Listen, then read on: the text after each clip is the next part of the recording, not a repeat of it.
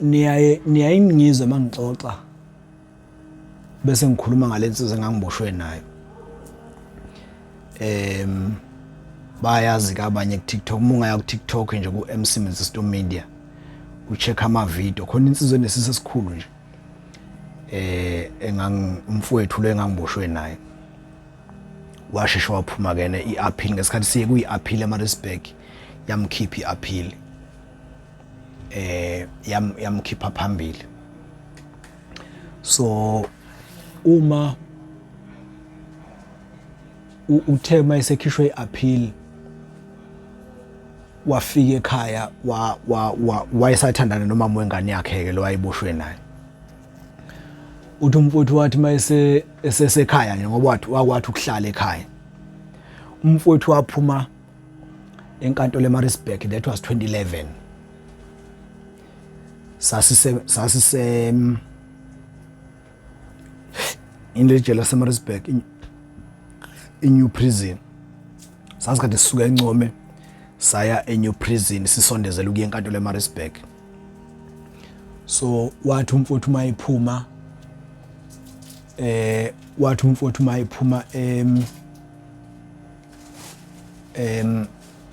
mayiphuma ejail, wathi mayiphuma enkantolo saya kulo esingaka, saya kulo esine. Ngiyilibala idate manje esa umfowethu aphuma ngayo, kodwa ngizoyikhumbula. Kwakulwesine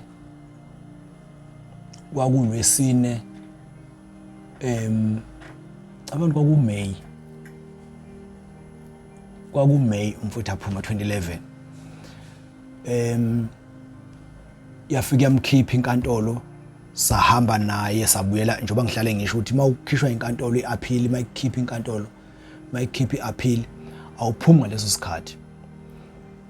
Ubuyela ejele la okuleli ijele olokhuza kulona, uhlezi kulona, ebese kufika incwadi i-fax, kufika i-fax isho ukuthi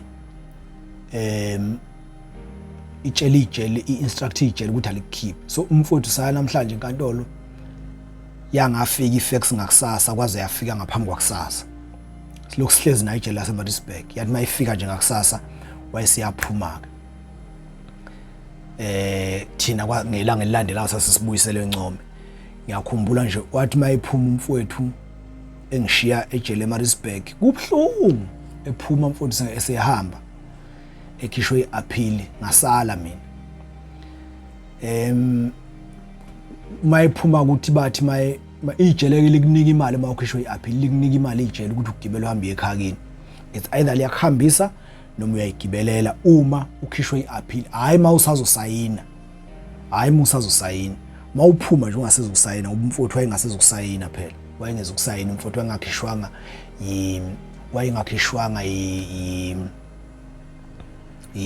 wayengakhishwanga iparole. So uthi umfowethu wathi hayi nginikezeni imali ngizoyigibelela mina ngiyele kwaNongoma. Hayi nangempela bamnikeza imali uthi yamthatha imoto iyejele yayombeka edrobheni eMaritzburg. Wafika eMaritzburg bamkhombisa imoto eziyeThekwini, wangena emotweni eziyeThekwini ematekisini, wahlaba wayela waya eThekwini. Mayifika eThekwini wagibela waya hostel, wagibela waya insizweni ehostel ngoba wase kuvele sikulethi ngoba waphuma ngo2 ejele eMaritzburg eNew Prison, waphuma ngo2. So uma efike ehostela ayizajabula insizwa zimbona ke zezayizombona insizwa zezayizombona eziye zakade zisematokhweni zabuya zazombona ntambama. Wayesevuka ekseni ke seyahamba ke seyekhaya. Uthi umfowethu ke mayesekhaya mayifika kwaNongoma wafika wabona intombi yangapha koMbuzi, konke kuthi koMbuzi ngapha. Wafika wabona intombi nje edolobheni ngapha koMbuzi ayishela. Uyaqonywa kumuntu ophuma ejele. Yabona nje mawuphuma ejele ziyakuthanda nje intombi. Angazi ukuthi usuke kwenziwa yini. Angazi ziyakuthanda nje intombi, but hayi bonke. Hayi bonke. Hayi bonke. Kodwa nje muphuma ejele intombi ziyakuthanda. Awushelasheli kakhulu isikhathi esiningi. Awusheli nje. Ezinye zike zikubuka nje zithi lo bhuti uyabona. Angazi ukuthi usuke kwenziwa yini.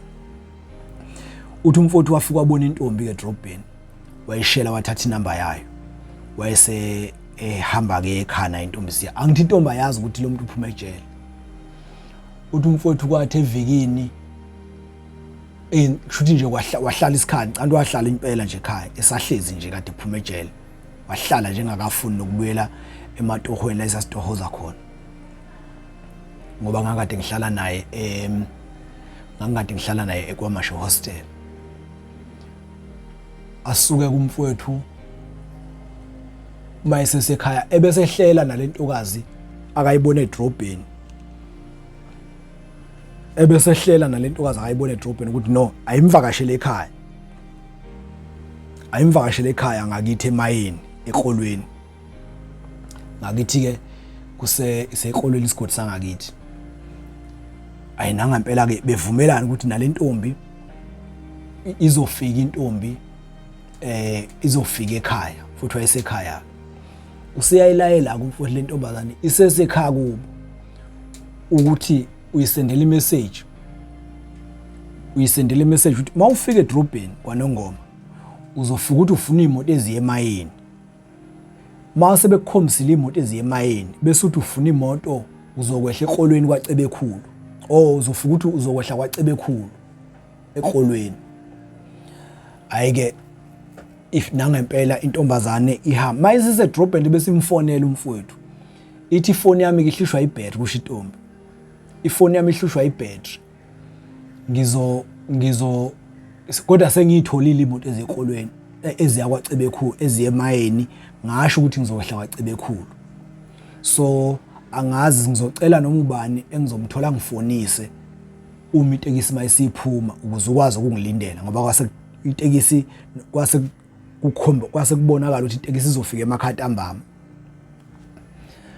ayike uthi umfowethu kayi ngithi mina ayikho inkinga ingeneke intombazane ikhonjiswe etekisi kuthiwa nayi itekisi emayeni ingeneke intombazane isitophu ezokwehla khona kuwaCebekhulu eqolweni bese ikhohlwa intombazane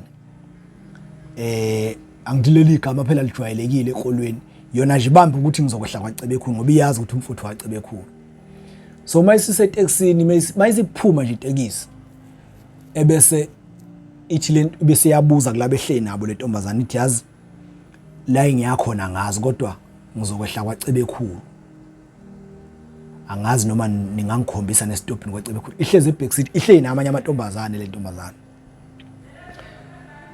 ithi ke uthi kumfowethu uthi bese lentombazane bese bethi lapha emotweni baningi oCebekhulu kule moto nje ziningi izitophi zakwaCebekhulu iminingi imizi yaCebekhulu izitophi zaCebekhulu nje iningi isiphi ikwaCebekhulu kuphi kubuka bani la uzokwehla khona besithi lentombazane ngicela ukubuza engilikhohliwe igama kushiwo sishiwe isitophi ngicela ukubuza kulomuntu engize kuyena inkinga manje ifoni yami siphelelwe ibattery kodwa nginawo ama-minute la ngakhipha i-startup pack sami ngifuna umuntu ozongifakisa i-startup pack yakhumbula kuqala umuntu kwakulula nje kancancane sokhipha i-startup pack uzosifaka kwesinye ngoba lento yama-minute yayingandile uthi umfowethu bese kushuthi ke lentombazane intombi yakhe lesuka ngapha kombuzi bese ikhipha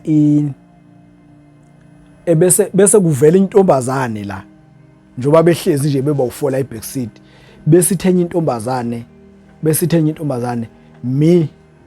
ungafona la akhona ama-minute la ungafona ungazi lokukhipha i-starter pack phone ayinanga impela ilithathe intombazane intombi kamfowethu ithatha ucingo ishaya inamba uma ithi yayidala inamba mayithi yayidala inamba ivela ibhala igama inamba ithi baba ka angizukusho kodwa uthi baba ka kodwa ithi baba ka sibanibani okukhomba ukuthi lo muntu lo ofonisa le ntombi kamfowethu unayo inamba kamfowethu uye lo yise le ntombazane athi mayishaya inamba ivela ibhala ukuthi baba kabani inamba ivela idrop le ntombazane le ntombazane ivela idrop ucingo ebesinikeza ibuyisela lo ucingo lwakhe ngoba isiyabonda hayi manje yindaba le namba isiphi kungenzeka ukuthi umama wengane kamfowethu lo I mean ungenza kanti umama wengane walomuntu engiyakuyena kanti le ntombazane efonisa lo sisi ilamana nemama wengane kamfowethu inayo inamba kamfowethu yona nje inika lo inamba vela ayazi ukuthi lo uzofonela bani yabona iyamsiza nje hayi ithatheke ifoni lentombazane eusibari kamfowethu mayithathi bese thi lo hayi ayingeni inamba lo muntu engithi ngiyamfonela sengisengiyobuye ngimfonele kusho lentombazane eza kumfowethu hayi kushuthi sithuswe leya namba ukuthi le namba yesisave ngobaba kabani lapha manje ngathi seku kanjani uthi umfowethu ke mayisichaza lentombazane ithi hey ebese usibari kamfowethu lo besiza ngefoni bese ngena la ngumadala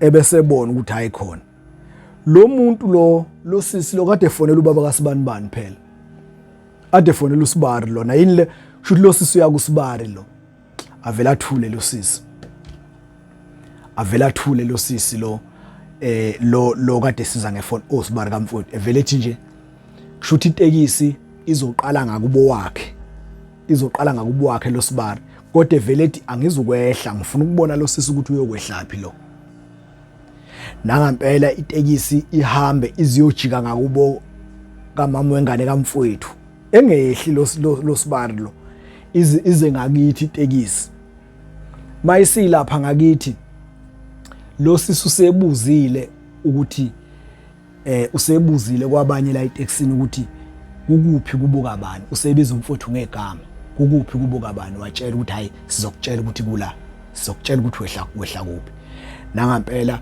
wathi mayifika estopini base bemtshena lo sisi hayi kubuka bani wehlala uthi lo sisi bese yehla lentokazi le eze kumfowethu yehle yathi mayiqeda ukwehla nje nanga umfowethu uzoyihlangabeza kanti lo Sibari wakhe lo uyabona ukuthi le ntombi ize kuSibari le ntombi ize kuSibari ize kubaba kabani uye lo ebefonelwa ile ntombi la bese le ntombi vele ifonela usisi wayo umama wengane kamfowethu imfonele vele ithi hey phuthuma uSibani bani ikhona intombi eze kuyena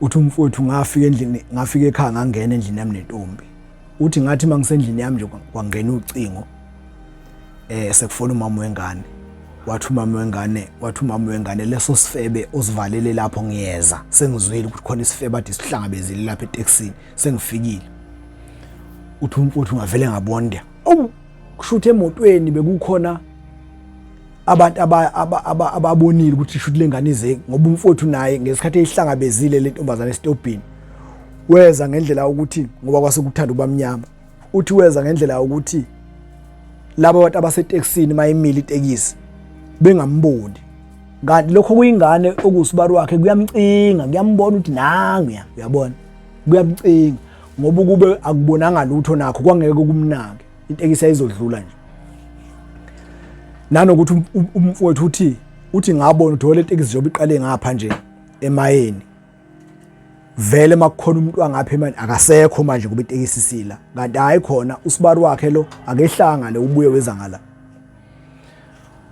uthi umfowethu wayithatha intombi yakhe waya nako omunye umuzi wakithi ekhaya elincane la kwabo wafuka wathi abamlungisela indlu angena endlini walala nayo uthi ngezwa uthi umfowethu ngezwa cishe ngabo 11-12 uthi wayesishaya indlu wayesishaya isivalo umama wengane esephethe nomesa wathuka evulana ngihlala wena mina vula sengizwile ukuthi ulelela kanti usesuka ekhaya umama wengane sesuka ekhaya kamama wamfowethu hayi zabambana ke lapho umfowethu ngaphuma ngambamba ngamphuca umesa umama wengane ngeke phela ngisusa ingane yabantu le bese ngizoyilahla la uthi ngambamba umama wengane hayi ngamfokofisa saxabana kanjeya wagcina kumama wengane wagcina umfowethu eyithathile ingane uthi ngayoyifaka kwamamncane ngayifaka endlini kwakho ngathi ayilale nezingane ngase ngidila nalona ke manje sengidila lo sengimxosha lo uthi ngamxosha wahamba ngase ngibuya ke ngizothatha intombi sawulala endlini kanti umama wengane uzobuya ngapha uzosuka la ahamba endlini kamfowethu afika athathe zonke impahla wahamba nazo. So indaba yonakala kule ntombazane eyayivakashela umfowethu eyisuka ngapha kombuzi yonakala nje lapha ya ekuthenini iphelelwe ibattery efonini ebese icela ukufoniswa.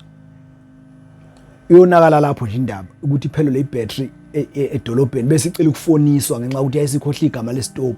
Ifuna ukubuza kumfowethu ukuthi kambe lesi stop othe ngehle kusona ukuphi na kwacebe ekhulu ngoba imizi yacebe ekhulu kuthiwa mningi la. Hayi yonakala lapho ke indaba yabanjwa kanjalo leyo ntokazi leyo. Ngithe ngilishele lo daba ngenxa ukuthi nalo lunesifundo ngoba ezinye izinto ngake ngakhuluma ngelinye ilanga ngakhuluma la nenye insizwa yasenquthe ethelezini.